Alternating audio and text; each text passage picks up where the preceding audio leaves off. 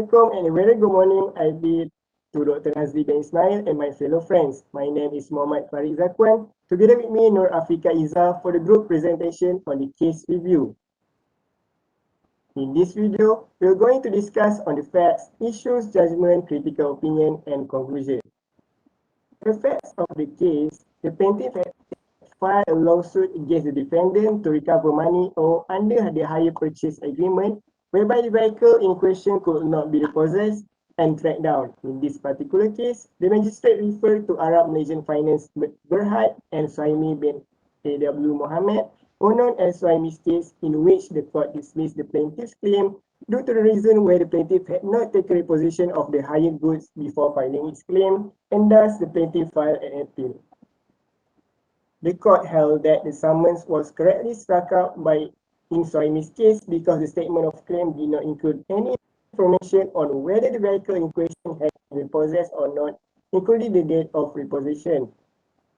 In this case, the court held that the decision of the learned magistrate dated 29 August 2000 be set aside that judgment in default of appearance with the usual lower court costs and interest be entered against the defendant or respondent, since the appellant is not seeking cost of this appeal against the respondent. Therefore, the appeal is allowed.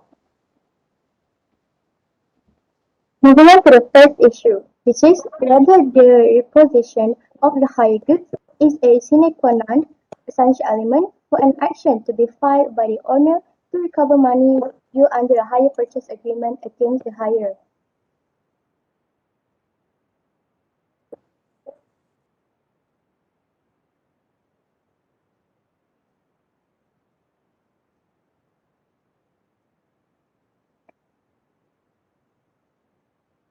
So, to answer the issues, it is important to differentiate between the hire purchase agreement and sale and good agreements. According to the common law, the hire purchase transaction is a contract wherein the owner lets out the goods on hirer and agrees that on completion of the necessary payments, the hirer may either return the goods and terminate the contract or elect to buy the goods. A hire purchase agreement also includes a letting of goods with an option to purchase, an agreement for the purchase of goods by installment, whether the agreement describes the installment as rent or hire or otherwise.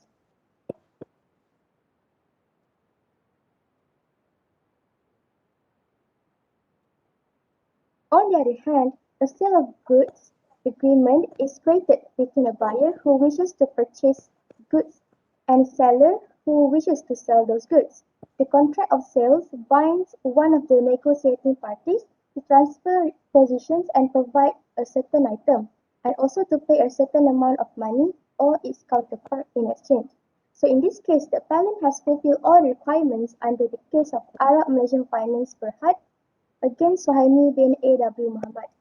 Repossession occurs when the hirer has defaulted in the payment of installments. This is the right of the owner, which enables him to take back the goods from the hirer, provided that he must follow certain conditions as provided by the Act.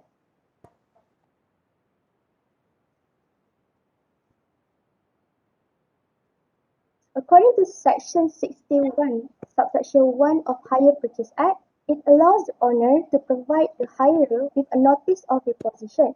In other words, as items are to be repossessed, the hirer must be granted notice of repossession.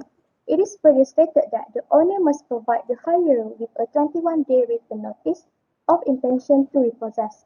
As specified in the fourth schedule, the written notice must be served in accordance with Section 43 of the Act.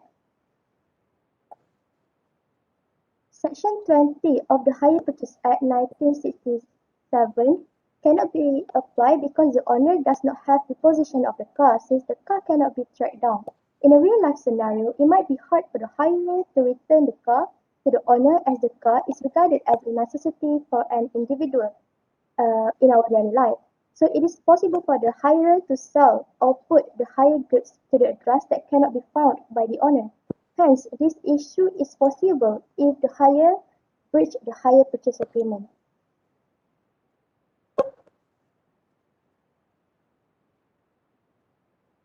So the main concern here is whether the vehicle in question had been repossessed, including the date of repossession, as it is crucial to determine the amount to be allowed under the claim.